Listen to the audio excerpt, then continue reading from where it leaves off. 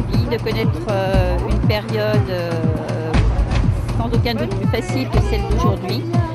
Mais j'ai des enfants, j'ai des petits-enfants et j'estime qu'il faut savoir sortir de sa zone de confort. Et c'est pour ça que depuis le 17 novembre, je suis sur les ronds-points. Parce que ce qui se passe dans mon beau pays, parce que ce pays m'appartient aussi à moi. Il n'est pas qu'à M. Macron et ses politiques. Ce pays est à moi et je souhaite et le défendre et le protéger de ce qui se passe et protéger nos futures générations. Bon, Jacques Attali, nous vous avons invité à Temps X et merci d'être venu parce que nous avons été frappés par le parallèle évident qui existe entre votre livre, L'Ordre cannibale, et la science-fiction. Et ceci particulièrement à travers la stupéfiante description que vous faites de ce que vous appelez les systèmes d'autosurveillance du corps et de la santé qui font, selon vous, glisser de plus en plus l'image de l'homme vers ce que vous appelez l'ordre des machines.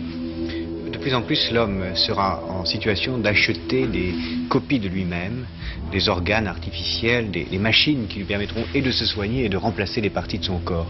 Et les fantasmes absolus de la science-fiction sont en train de se réaliser. Nous aurons très bientôt des machines qui permettront à chacun d'entre nous de surveiller sa tension artérielle, sa tension cardiaque, son état d'esprit, son niveau d'équilibre mental, sans aller demain, mais certainement après. L'ERD, la Banque européenne pour la reconstruction et le développement des pays de l'Est et de l'Ouest, une banque qui est destinée à aider les pays de l'Est à aller vers l'économie libérale. Ils sont donc mis d'accord sur le président, ce sera Jacques Attali qui l'a emporté sur l'autre candidat, Otto Ruding, le Hollandais. Le siège sera Londres. Le responsable de la banque qui doit venir en aide aux pays de l'Est est avant tout un surdoué. Il est entre autres sorti à 20 ans major de Polytechnique. Il a 3 passions, l'économie, la politique et aussi l'écriture. Son portrait par Bruno Roger-Petit. Quand François Mitterrand esquisse quelques pas dans les rues de Paris, Jacques Attali est là qui porte la serviette présidentielle. Et quand François Mitterrand quitte l'Élysée, Jacques Attali est encore là, qui l'accompagne jusque sur le perron. Cela fait 15 ans que ça dure, 15 ans depuis le jour où cet énarque surdiplômé a décidé d'attacher ses pas à ceux de François Mitterrand, qui n'était alors que le premier secrétaire du Parti socialiste. Dans ces conditions, il était normal que le vainqueur de 1981 fasse de cet intellectuel brillant son conseiller spécial à l'Élysée.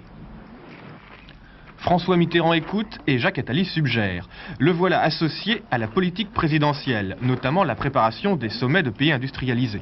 On peut imaginer que chaque individu accepte volontairement ou sans le savoir une puce en lui qui contiendrait toute une série d'informations sur lui. Et sur ses entrées dans les différents clubs de sport, écoles, voilà, bâtiments sécurisés. Qui permettrait à la fois de payer tout, de tout savoir, mais donc d'être libéré d'un certain nombre de contraintes. Vous dites sans le savoir, pourquoi sans le savoir? Par exemple, on a déjà eu un exemple il y a quelques années de chaînes de grands magasins qui ont donné des cartes de fidélité à leurs clients sans leur dire que ces cartes de fidélité, des cartes contenant des moyens de reconnaissance à distance de RFID, qui ont permis à ces magasins, pendant le temps où cette expérience a duré, parce qu'elle a été interrompue devant des protestations générales,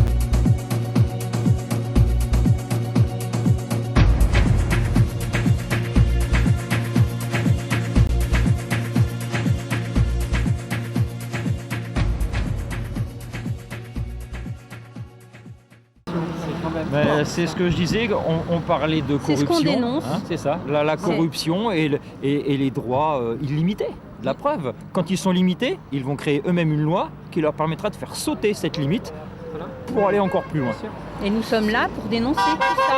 Parce que tout simplement, on n'a plus de confiance, mais en personne. On n'a plus de confiance, c'est pas possible. Le système tel qu'il est aujourd'hui devenu n'est absolument pas viable, plus viable, et ne sert que l'élite, quoi. Voilà, c'est ça, c'est le roi et sa cour. Quoi.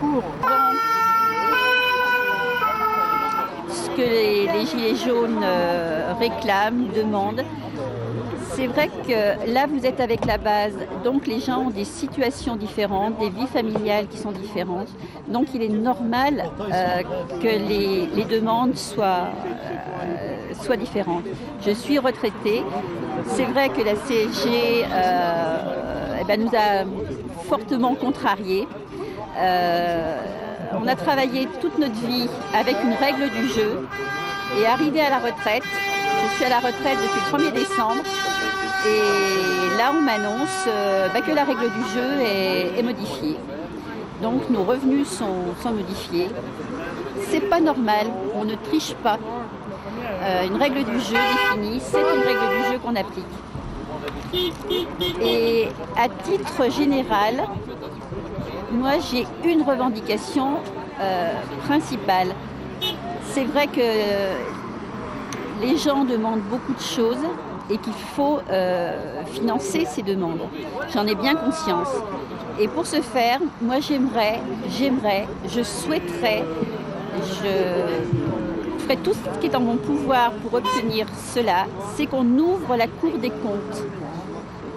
Je veux bien qu'on prenne des taxes, des impôts, mais j'aimerais savoir où cet argent est distribué.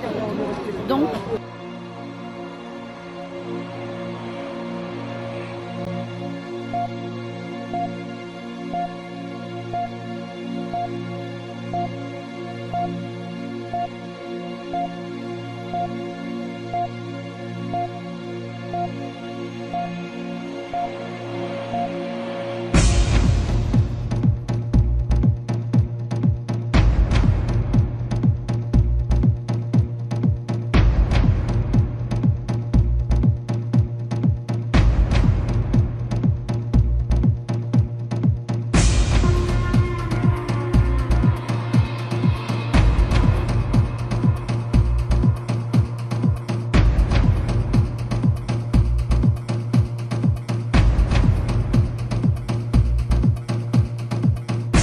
Et comment s'appelle notre cher ministre qui avait oublié de déclarer son patrimoine immobilier et qui devait 3 millions au fisc. C'est pareil, il a été condamné, ce cher monsieur, à 2 années de prison. Il les fait chez lui. Voilà. Il n'a pas de bracelet, il n'est rien. Voilà. Alors que vous passez à 85, pas. Ah oui, c'est ça, oui. Je veux dire, il y a des gens qui sont partis en prison en comparution immédiate là, pendant les manifestations, pour beaucoup moins que ça. Ils n'avaient pas de preuve. Des gens attendus, c'était combien? 1000 interpellations? 1000 interpellations préventives, ils ont dit. Certains, leur seul délit, c'est qu'ils avaient des lunettes de protection, ouais, des lunettes de protection. Voilà, mais on l'a vu, on était à Paris. Hein. Vous êtes allé à Paris alors? Oui, on y est allé le 24 novembre. Alors c'était très... j'ai plein de choses à raconter, il y a beaucoup de choses. Donc quand nous sommes arrivés,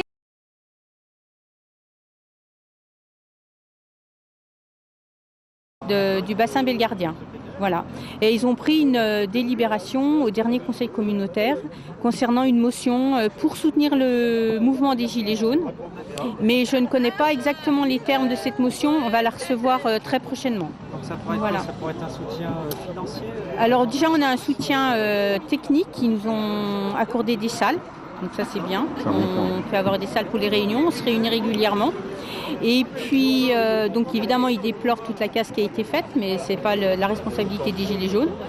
Et donc, ils vont faire monter les messages en sachant qu'eux connaissent les mêmes revendications au niveau commune que nous, les Gilets jaunes, qu'on fait passer.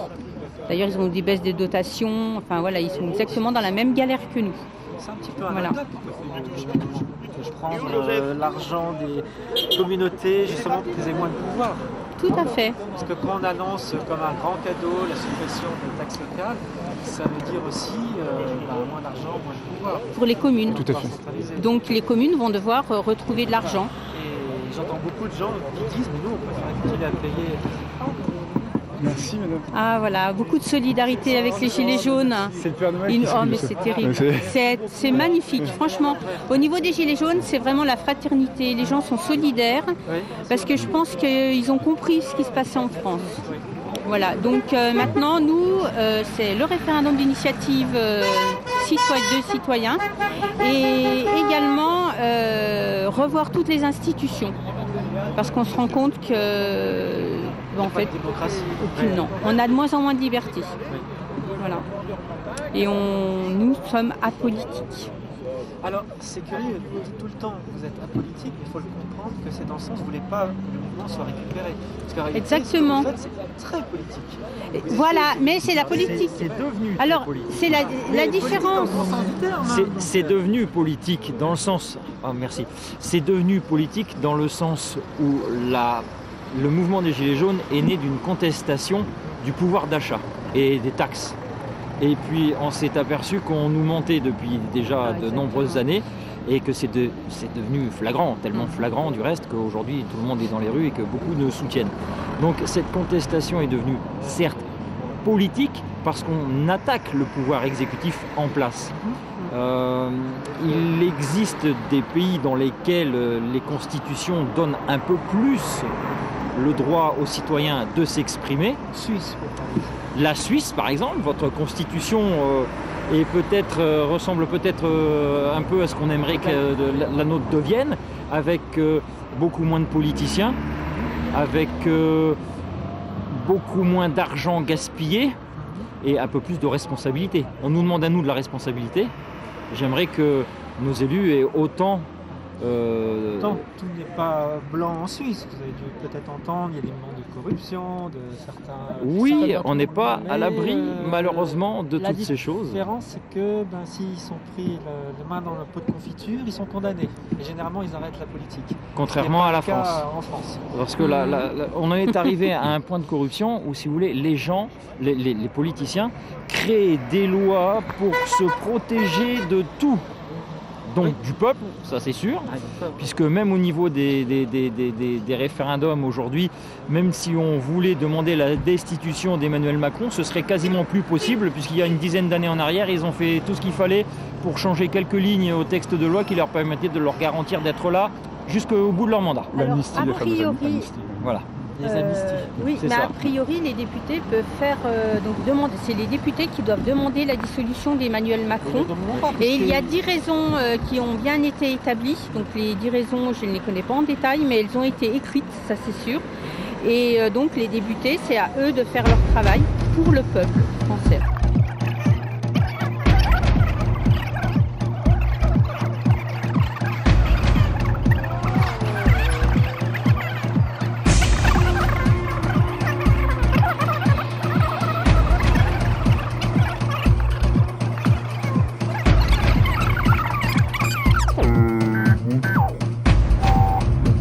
C'est une route.